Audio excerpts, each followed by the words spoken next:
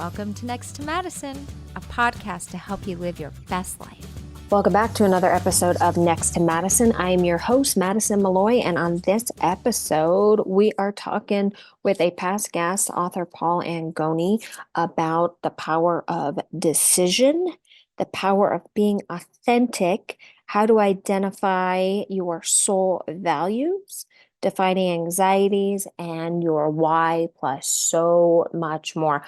I had to have Paul come back on here because January is a month where everyone's still working on their resolutions or trying to figure out what they are and wanting to really make those change to kickstart the year into a powerful, abundant, amazing upcoming year to where you can change. But again, your thoughts have to change before you can change.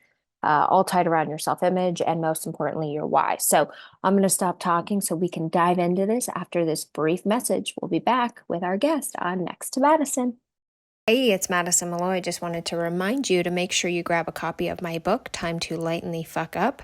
It is a great, funny self-help book that is going to help you get out of your own way. I have already helped thousands and thousands of people, and they are on their way to living their dream life, and I want every listener to be able to live their dream life as well. So grab a copy of the book on Amazon, Barnes & Noble, or even the audiobook on Audible. Now back to the show.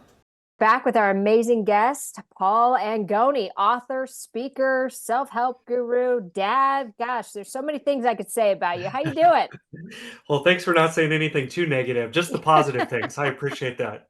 Well, I got nothing negative to say. Well, we do know each other since high school, so this is true. But thankfully, yeah, I don't think there's too many stories. I don't think I have too many skeletons in my closet, but no, nobody try to find any. Just leave it at I'm telling the truth. So yeah, exactly. So you guys, Paul's been on this podcast, as I mentioned in the introduction. He's amazing. He's written unbelievable books. I know he's got more coming out eventually up his sleeve. So I called Paul and I said, you know what?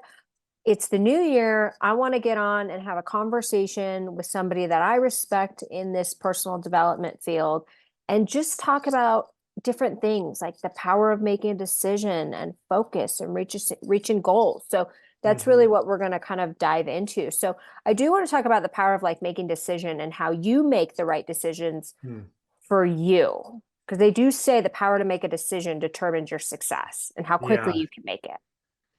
You know, I think I'll use a metaphor to start my answer. It's kind of like painting a house. Yeah, I think people do want to jump straight. They think of painting. I don't know if anybody's painted a house or a wall or anything, and they think straight to the end goal of I can't wait to paint. I can't wait to change the color. I'm excited how it looks, and that's great. You have that excitement of why you want to do it. Yeah. But I think a lot of it, anybody that's painted anything major knows that 90% of the work is the prep work.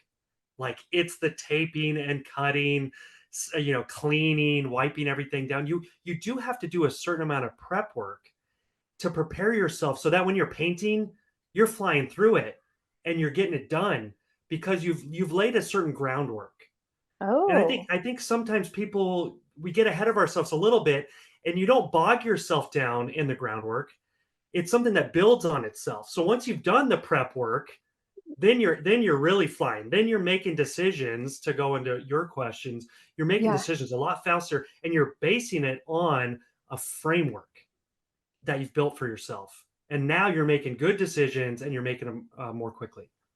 I like that. So it's almost like being prepared for to make the right decisions in a way. So figuring out what you want and then preparing yourself. So when it comes time to make that decision, you've already laid the prep work and the foundational Exactly. pieces. And a simple thing, and people have heard this, people have maybe done this exercise. I still go back to it. A mentor of mine had me list out my top 5, what I call soul values. So top 5 non-negotiable values in your life. And everybody should have that down. Like we think we know our values. Like we think, oh, well, I know what they are. It's love, it's justice or whatever. We throw out these big, all encompassing words, but get down into the nitty gritty. Like what is your number one non-negotiable value? And this value trumps number 2. Like if you come up to a decision, like number 1 is going to trump number 2.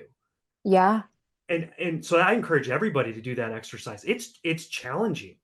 And even go through your day with that question on your mind. So as you're navigating your day and things are coming up, think about it, look at it through the lens of a value-based question of, I made a decision there that lends to make me think that I have a real high value for creativity, or I have a high value for family because I just made a decision that I could have made more money, but I actually chose family Yeah. and spending more time with my family. So again, that's one of those groundwork framework type things. So that when you come to a crossroads or a decision, then you're falling back on, well, what are my values? So now I know that my yes can be yes and my no can be no because I'm basing it on the prep work. I'm basing it on, I know this is important to me. So I'm Yeah. going to make a decision based off of it. Well, my friend, I think you just came up with your next book idea. There you That would go. be a great book idea. Yeah, it's and what's interesting, and I find this so intriguing because I did my master's program in a strengths-based academy. It's like where the strengths movement, the listen to your strengths or now discover your strengths or whatever those books Yeah. are. It was based in the research out of this master's program that I took part of. And I struggled because I always felt like I had a strength for communication. And Okay. so I found myself, especially when I started off in my career and you're trying to figure out what the heck am I going to do? People would tell me you should do a sales type job. And so I would do sales type job and I would do terrible at them. I was terrible as a salesman. I just wasn't very good. So I always thought, well, it's a problem with my strength. I actually don't have a strength for communication because I stink at sales. Like that's what made sense to me. But I started realizing as I went through this program that, man, it was actually my values. So your values will actually sabotage your strengths. And let me explain. I have a Interesting. value for authenticity. I started learning that about myself. A high value of mine is authenticity. So when I Hmm. write books, when I speak, when I do anything, I'm trying to be who I am. I don't want to be somebody else up on stage as I am with my kids. Like I want to be authentic and Yeah. an inward outward consistency is how I've described authenticity. So with sales jobs, I always felt like I wasn't being authentic, right? I didn't believe in what I was selling. I didn't think it was that important. It didn't mean anything to me. So I did a terrible job because my value for authenticity was actually trumping my strength. I've never heard anyone say it that way, and it's like mind blowing. It makes so much sense. Well, a lot of people, I think when Yeah. even if you're thinking of yourself right now and you feel anxious at work or anxious about somebody who you're dating, if Okay. you try to define that anxiety, which I always think is important to define your anxiety, why am Okay. I feeling anxious? I think a lot of the times it will derive, if you can name it and you can figure it out, it'll derive from a value-based proposition. It will come from a value-based question. Because I think most of our Interesting. anxiety from work, it doesn't come that we're necessarily not utilizing our strengths. I think it's because we feel anxious about a contradicting soul value. And I think a lot of Yeah. people, they'll feel anxious even when they're super successful, right? They're Yeah. making money, they're doing all the things they want to do, and yet they feel like a failure. Well, Hmm. why is that? Well, there's some value. And it might be, going back to something like family. They Yeah. might be like, well, I'm super successful, I'm making all this money, I don't know my kids. Yeah. So Right. I feel like a failure. Because maybe that value wasn't properly identified and they weren't making decisions accordingly. That makes, I mean, that's amazing. Like I haven't really heard that value system of being in line with your decisions too, as Mhm. well, or like how it'll make you feel. And I think that's just so eye-opening. And I think a lot of people listening to this podcast are going to be like, holy crap, it's so It true. it goes back to the prep work. It goes back to that metaphor. That's the taping, that's the cutting, that's what you're prepping for, Yes. I so love that when you that. do paint, you can really paint and you can do a great job and it'll be clean and it'll look amazing. Okay, I love it. Well, let's switch into goals because I think goals are obviously everybody needs to have goals, something they're working towards to propel you forward. But a lot of the Mhm. stuff, that I kind of teach and talk about is, and Bob Proctor did this as well, was like your goals are can't be achieved if your self-image doesn't align to your Hmm. goals, which kind of gears back towards what you were just previously saying Yeah. about your values, which is Yeah. all comprised of your self-image. So let's talk about like Yeah. goals and from Hmm. your perspective and your knowledge, like how you set goals and then how you achieve them, and then talk a little bit about your self-image and kind of how you Yeah. maintain and improve that.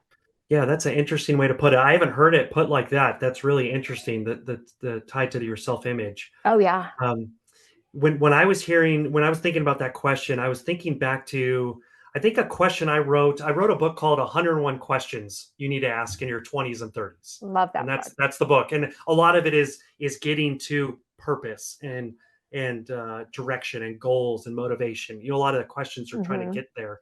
And I believe in that book, I asked the question of, what is your have to?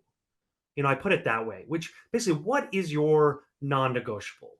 What are things that you cannot not do? Like, you just have to do them. Like, they are your have tos. And I think of a story from Toni Morrison, who's a famous author. She won the Pulitzer Prize. Okay. She's written a lot of famous books. But anyway, she was a high powered editor at a publishing house, and she was a single mom of a couple kids, and she was driving in and out of New York, working at, I think, Random House. And so usually high powered editors are not also writers. They're not writing their own Right. books. Their job's so busy helping other writers. But she really had this feeling like she wanted to write books. So basically, long story short, she made a list of what are my have tos. Like, throughout everything that I do in my day, all this stuff that I'm doing, what are things I have to do? And when she got down to the end of her list, she only had two things written on her list. I have to take care of my kids, and then she put, I have to write. It wasn't, I have to be a high powered editor. I don't have to have a high power, this huge salary. She made a big sacrifice. She got rid of her salary, and she did that. So she found her have tos, and then that gave her the time and ability to then write some of these books that would then later on win the Pulitzer Prize. That's So that's why amazing. I'm a big fan into tying your goals into, again, what you've identified as your have tos, as your non-negotiable things Yeah. that you have to do. No, that's a really good list. I like that exercise because I have not done that myself. Do you feel that yours have changed as you've gotten Yeah, older? yeah, they do change and they do expand and grow. It's just, it's almost like, spokes in a wheel, especially even as, like, entrepreneurial life. This is kind of tied to being an entrepreneur too, Yeah. that there's different spokes in the wheel that keeps everything turning. And it's like, what fits within my wheel. And again, I think that's values, what fits within the value paradigm that I feel like is important. And then you fit those spokes in, but sometimes spokes break, or Yeah. sometimes they need to be replaced, or maybe you find a new one and you're fitting it in. But again, you're trying to keep the wheel turning. You're trying to keep it going forward, but within the construct of, this really fits. Yeah. So for me, another value, something that's important to me, is impact. Making an impact, having an impact. What is the impact positively of my actions? And so for me, I typically will always make a decision. If like, let's say if I had to come up against a money-based decision and an impact, where I could have more impact, less money, or I could have more money, less impact, I will choose more impact, less money. Just because I'm just wired that way. For me, Yeah. impact is so important. It's so crucial for me, and that's why I'm an author. That's the only Yeah. thing that really carried me through everything that it takes to write a book, right? Was that feeling of, man, I just really want to make an impact in people's lives. And Yeah. and so again, it goes back to those values for finding your have tos, finding your non-negotiables.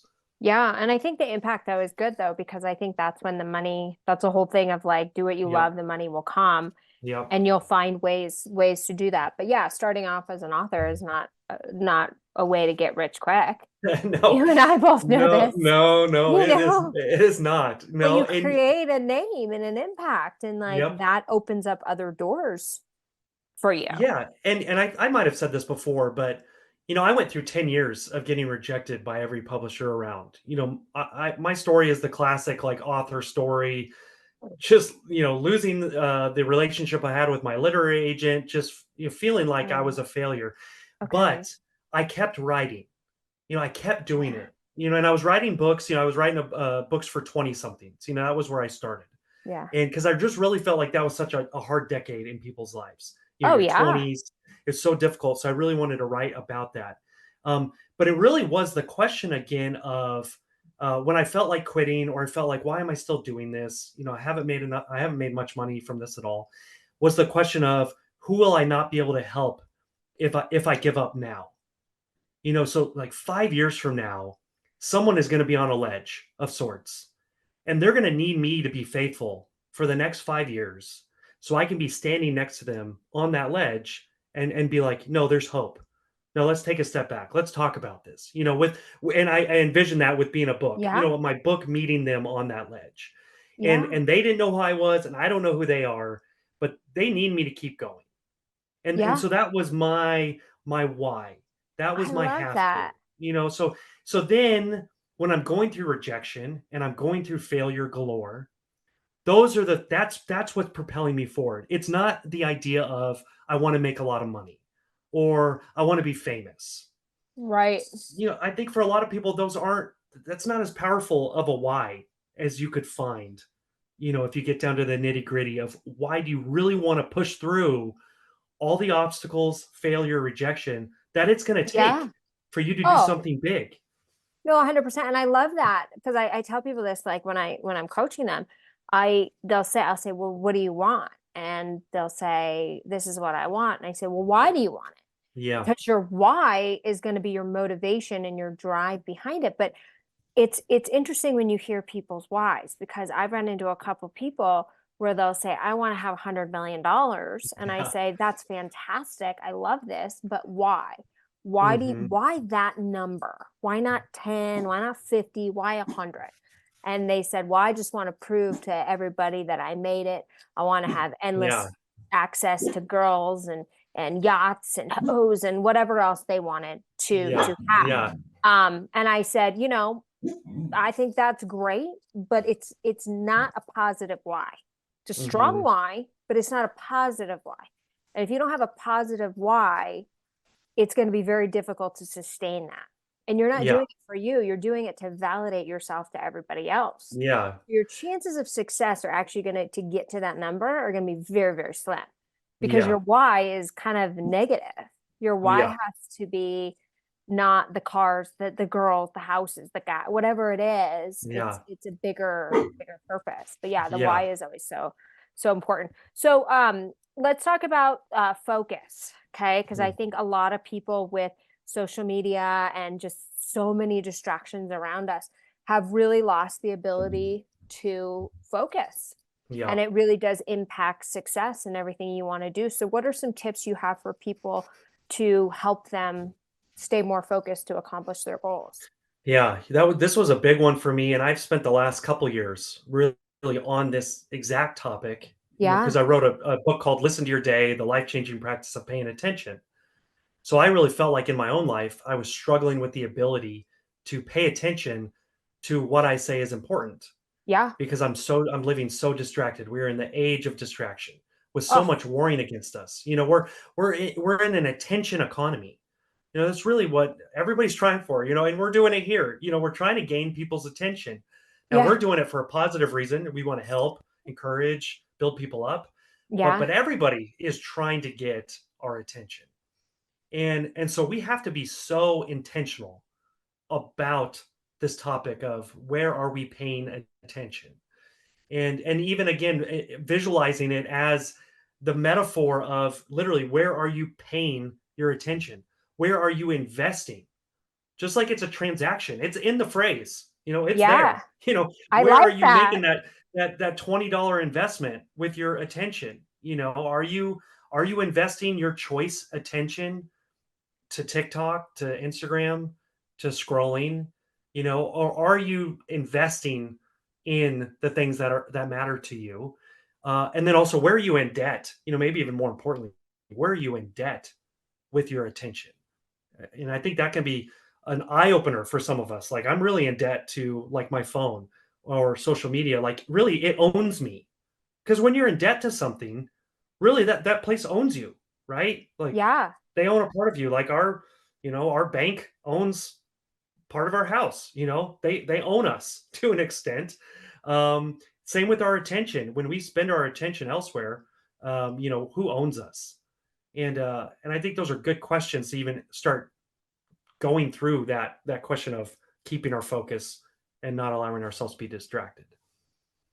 Well, yeah, and I think it's also like when I've started putting my phone on like airplane mode when I need to not be calling people and like just really kind Hmm. of focus on computer stuff. And then also to really, because you can get sucked into so much stuff, especially on TikTok. Instagram's not Yeah. as good as keeping your attention, but TikTok really does. Right? Yeah. Because as soon as you go to get off, you'll get something else. You're like, oh, this is interesting. And then the next one, the algo picks up. And I've talked about that with you, I think, in the past, the TikTok, Yeah. um, to where it's really like limiting yourself to an hour a day. And that Yeah. hour is not just aimlessly scrolling, it's making effective decisions when you're on there, following Yeah. people that are impactful, making comments because it is social media. You should be Hmm. socializing on Yeah. there, reaching out to people that you want to work with, and then really limit it to an hour a day. And sometimes you're bored and you're like, oh, I should go online, but you'd be better off listening to an audiobook or like Yeah. I reading. mean, you'd be better going on a walk and not listening Yeah, to anything. that's true. That Your is mind, true. Yeah. going on a walk in nature. It's crazy. These studies there, it's like, wow, a walk in nature is healthy. Who would have Oh thought? my But gosh. it's amazing. It's amazing how healthy it is. How much it does to alleviate people's anxiety levels, depression levels, alleviate their help their mood, all these things. But also, we might have mentioned this before in a previous podcast, but aha moments don't happen by accident. Aha moments, they don't happen by accident. Aha moments, these moments where all of a sudden that the answer comes, Yeah. right? Something you've been thinking about or struggling with, all of a sudden it comes. Well, Yeah. when do those moments come? They come in quiet, peaceful moments where your mind is at rest, where there's not this jarring noise. You don't get aha moments in jarring noise very often. It's usually when you're doing Yes. the dishes or taking a shower. That's what most people say, right? Yeah. It's like, I get my best It's ideas in the shower. true. Um, and it's because you don't have your phone plastered to you. You have to put it down, and the water and the relaxing and the calming nature of a shower. Then all of a sudden those aha moments can come. So I think even in our day to day, like how can we create more spaces like that? Like, and it Yeah. could be that 20-minute walk. Like I started scheduling a walk into my workday for me, and Yeah. and and it was so important because not only it was good for my mental, emotional, spiritual, physical health, but also it was my most productive use of my day because I was getting most of my ideas during that walk. And so it And was you really go with opening myself up for that. So the important thing I picked up from that is when you go out and have this walk in nature, you Yeah. don't have your phone and you don't have any music.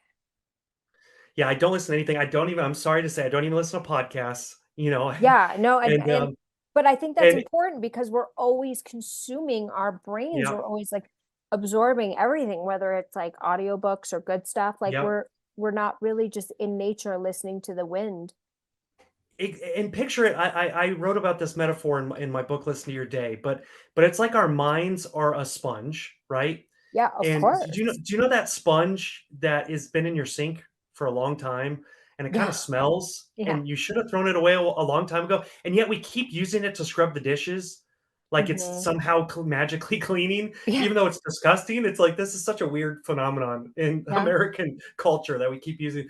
But but a sponge becomes a lot more disgusting when it's never given the chance to dry out.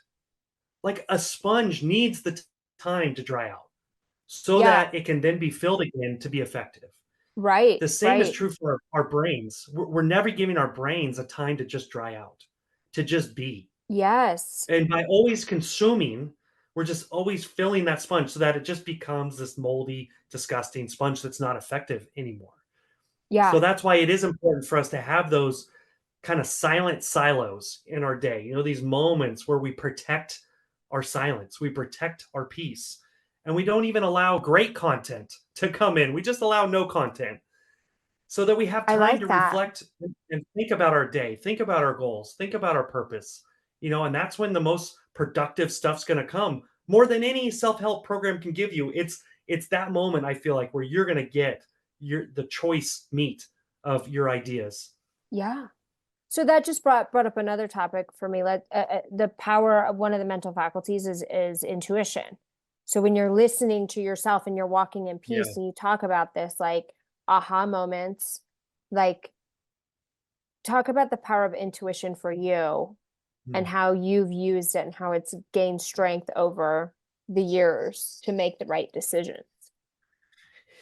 Yeah, I've used it a lot, and a lot of the times it comes down to, I think so much of success and failure, it really comes down to timing, right? It comes down to doing the right thing at the right time.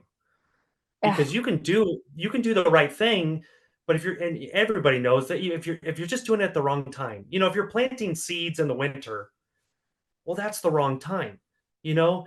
And so I think that's what that intuition, when you start really listening, you start getting into tune of even, what season am I in? So maybe I don't need to force certain things because I'm not really in that season right now. I'm in more of a season of preparing. I'm preparing the table. I'm not really in a season of enjoying the feast right now. yeah, Like I, yeah, I need to be preparing. I'm getting things ready and I'm doing it for a purpose and I'm laying the groundwork. And I know I have to have a strong foundation for what I want to accomplish. I know that foundation has to be strong. So I don't have to worry so much if nobody seems to care. I don't have to yeah, worry so much if I'm not making a ton of money right away or if people are not applauding me. All these different yeah, things, because I think that intuition, that feeling of, I know I'm doing the right thing, because again, it's based on my values, it's based on my have tos, it's yep, based on the ways that I'm wired, the ways that I want to make an impact and be successful. And so then now you feel like I can just keep moving in that direction, and I can be excited for other people now because you know what? I don't want to live their life. Like I don't want to. I don't. They're successful, yeah, and that's great for them. But I would die if I tried to take their path. So that's you could just be excited. It just frees you up to be way more excited because you're like, I yeah, love the path I'm on, and it's tough and it's challenging, but I just love it, and I can be excited for other people in their paths. yeah. No, I like that though, because that plays in like everything you've kind of said, it kind of plays into that mental faculty of intuition. Like when Mhm. your have tos and your why and your values are like so clear to you, it's very easy to make a decision when you get that gut feeling of this isn't for me because it Mhm. clearly lines up like this doesn't align with my values. It doesn't align with Yep. my why and it's not on my have to. Where I think Yep. where people really need to focus on that mental faculty more is when they don't have those things. And then Mhm. they can say like is this for me? Is this and I also love what you said about like the season of preparation. Like you're Mm. preparing for the feast. You don't just eat the meal, you have to prepare the meal. Mhm. So I think it's okay to not somebody said this thing to me like a month ago and I'm like, "Oh, that's so funny." They're like, "You never say you're in between books or in between projects or in between something." You're like, "I'm in between fortunes." And I'm like, "Oh, that's great." Such an abundant spin on it, right? Yeah, Like I'm that's preparing right. my feast because I'm in between fortunes. That's right. That's right. That's a good way to put it. And it allows you to not feel guilty with having to say no to something. Yeah. Because it might be, on the outside, this might look, great. People would be like, "You're stupid for passing whatever it is up," but you might need to say like, "No, this doesn't fit within the wheel. This doesn't fit with where I'm headed. This is actually going to be a huge distraction, and I just Yeah. feel in my gut like this is not where I'm supposed to go." And Yeah. it might be a tough no. It might be a sacrificial no, but it's okay to make those sometimes. And again, Oh, yeah. you'll have more clarity to do that. Again, if Yeah. you've done this kind of groundwork and framework building that we've been talking about. No, it's so true. So to wrap up, I want to talk about one last thing of what is your take, and then I'll give my take of how to best put yourself in a position to win. Hmm. That's a good one. Um, for me, it's not allowing, I asked, I might have mentioned again, I can't even remember all the what we've talked about in the past. So if anybody's like a hardcore next to Madison, and Yeah, they're like, oh, they we love talked you about if this. you are. Yeah, thank you for remembering this if you actually know. But I asked Seth Godin, who's been like a mentor, a faraway mentor of mine. He's a marketing guru. He's a best-selling author. He's in New York. Yeah. He's great. And I asked him a question for my questions book. I asked Seth, what is a question every 20 something and 30 something should be asking? And he responded right away with a great question. And it was, what is fear holding me back from doing? And is it worth it? You Whoa. know, what is fear holding me back from doing? And is it worth it? And it was so perfect because I was afraid to even ask Seth the question. Like it took me Holy 2 weeks to ask Seth this question because I was afraid. I was afraid. I don't want to bug Seth Yeah. Godin. I don't want to be that guy. I was afraid. And finally I did it. And then he shot this back to me. I was like, oh gosh. But I love that idea of, what is fear holding you back from doing? And is it worth it? It is not taking that chance, is not putting yourself in that awkward position.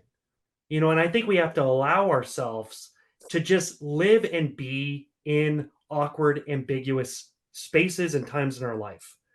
Like we have to be okay in those spaces and not always feel like I have to just rush through that awkward, Yeah. ambiguous, because maybe you need to learn something important in that season, or maybe a relationship is going to come and you kind of have to be open to meeting that person. I call them not so Right. chance encounters in your life. We talk about chance encounters. I talk about not so chance encounters because what are the odds that you're sitting next to that person on the plane? What are the Yeah. odds of this? It's astronomical that in this time in history, you two are sitting next to each other on the plane. So maybe just allow yourself to be open to that awkward space, and maybe at least let's say a hello and look them in Yeah. the eyes, Yeah. and at least give yourself a chance that maybe this was predestined, pre-designed, and this is a life-changing moment for me because I've just been next to this person that I needed to meet. Well, I gotta So I share. think that's where we allow ourselves to be in a winning situation, like you were talking about. Yeah, like letting go of the fear. I gotta share a funny story that happened to me recently. So there was a guy I was interested in. It was more of a situationship. I don't know how me, Miss Self-Help Guru, ended up in a situationship, but we It sometimes happens. have to make the mistakes to learn stuff Uh-huh. again. So, anyways, but this guy just like I felt like just kind of like led me on or whatever. It was a very frustrating thing. I think situationships hurt more than relationships because you're mourning something Mhm. that could have been, not something that Mhm. was, right?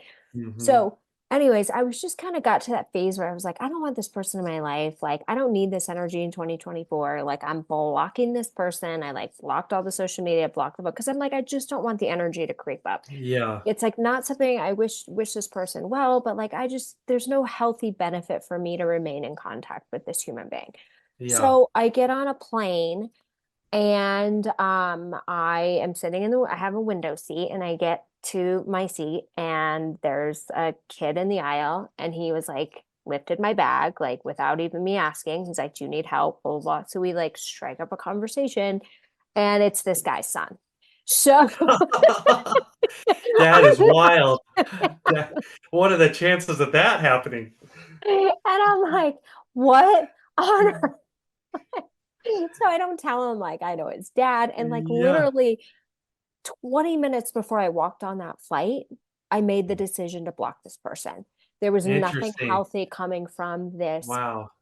continuing this relationship. And this is the person that's sitting next to me. And I'm Interesting. going, universe, what are you trying to tell me with this? Yeah. But Interesting. at that moment, once I got to know his son on this flight, who couldn't have been nicer, Hmm.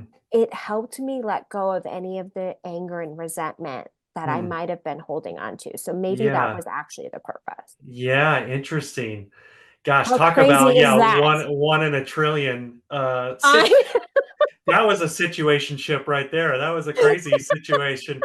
That that's why, yeah, it's and the wild, timing was crazy because I Yeah. just blocked Yeah. his dad. That's so crazy. And you then I'm know, sitting but here and I'm like, wow, this guy's nicer than his father. So yeah. But you never know. You never know. And even I encourage people to, like, when they go to a conference, and I'm not an extroverted person. This is harder. I'm typically actually more introverted. yeah. So like meeting new people is tough for me. But when I go to conferences, I do the what I call the awkward wander, where I don't go to all the sessions, and I just try to force myself to awkwardly wander around. Oh, I And like that. I'll go to the tables, all the people that are trying to sell you stuff, all the sponsors that are there that are paid good Yeah. money to be there. Like I'll go talk to them. Like they're there, they're feeling awkward. They just want somebody to talk to. Like I'll Yeah. just go up and talk to them and strike up conversations. And it was one of those instances. I went up to a table. I liked their graphics. I told this lady, "This is great. Your whole booth is amazing." Just complimenting them genuinely. Yeah. And it was that conversation that led to my second book deal. Was me awkwardly wandering up to a booth because it was a publisher, and she was a sales lady for the company. Yeah. And it was in that conversation, she's like, the VP of marketing, he would love you. Like he loves Oh, this stuff, and she introduced me to the VP. That is what got the ball rolling for my second book deal. I love that. But you never know. You got to allow yourself to be in those awkward situations where you just put yourself out there just to have a Yes. conversation with people. I Like love it doesn't that. have to lead to marriage, It's right? no. It doesn't ever have to. You're just on the path of, I'm going to be open to this situation and just see. Maybe I'll learn something. Maybe I'll grow, or maybe I'll meet somebody that's really important. Yeah, it's kind of, yeah, putting yourself in a position to win is letting go of the Mhm. fear. And I like Yeah. that. I even wrote that down, awkwardly wonder. But yeah, Yep. The just awkward wonder. imagine if we had no fear of Yep. failure, no fear of getting hurt, like emotionally, um, physically. And I don't want to put that in there because some people will be jumping off bridges hoping to survive. Yeah. So, but you know what I mean? Like Yeah. it's letting go of that fear and knowing that everything's happening for you, not to you. Yeah, So that fear yeah, of embarrassment or failure, or what because if, that what if moments. you don't want It's what like, if moments. That's when no, you on your deathbed when you die and you're going, I wish I would have done this. I wish I would have done yeah, this. That ties into the what if. So get rid of all the what ifs. yeah. And even if you're afraid and it's something you need to do it anyway. Do it afraid. Yeah, You don't have to take feel like I chances. got to get rid of all the fear before I Yeah, act. It's yeah, no, actually, for me, even jumping on stage, I've been doing keynote speaking for a long time. I'm still afraid. I'm always afraid jumping on stage. And I've learned that the fear and that adrenaline actually helps me in those situations because it gets me excited. It gets me going. It puts me in that moment of, yeah, this is a sink or swim moment. yeah, So I have to direct. It's almost even directing the fear into, okay, this is not fear of failure. This is just fear that I need to use for energy and adrenaline, and it'll help me think clearer because I'm like, I got to sink. I literally have to sink or swim up yeah. here. So it's okay if you're afraid. Do it anyway, especially if Yeah. it's something you need to do. I love that. I love that. Okay, where can they find you? Uh, your website, your books. Yeah, Give your plugs. sure. Yeah, they can find me. My home base, online home base has been allgrownup.com. And it's grown like you're groaning in pain, GROAN, allgrownup.com. And you can find free chapters from all 5 of my books on the website if you want to download some of those and just get a feel for like the questions book I've been talking about, or listen to Yeah, your day. You yeah. can access some free chapters from that. And then Paul Angone, which is a tough one to spell. Angone. It's Italian. Um, Paul Angone is my Instagram and X and all these TikTok. So if you want to find videos that I've done, I do a lot of videos on Yeah. Instagram from my walks. So typically at the end of my walk, I am bringing out my phone to just Right. talk about something I'm so excited about that I've been thinking about on this walk. So that's typically what a lot of my videos are on Yeah. Instagram. So. And I love them. I love them. So thank you so much for coming back on this podcast. This is the third time. It's because you're so fabulous. And Well, I know thank you you've for got having so much. me. Of Well, course. I got aces up my sleeve. They're always hidden somewhere, ready to You bring out. do. This is why Ready you always come back on. to. Might have to make you a quarterly guest here. You know what I mean? Well, hey, Um, you got to have Tony and Goni. yeah, That's my middle name. exactly. It's There you Tony. So go. if you want a true Tony and Italian, Goni. I Tony love and it. Goni. Hey, what's the matter, you? Exactly. Well, thank you so much. And thank you to everybody who's listening wherever you may be. We will see you next time to find out who's next. Hey, your host here, Madison Malloy. Please make sure to subscribe to the show on all podcast platforms, and please rate and review us on iTunes and Spotify. Also, if you have any questions or comments, you can email us at contact@next2madison.com. I thank you again for listening. Bye.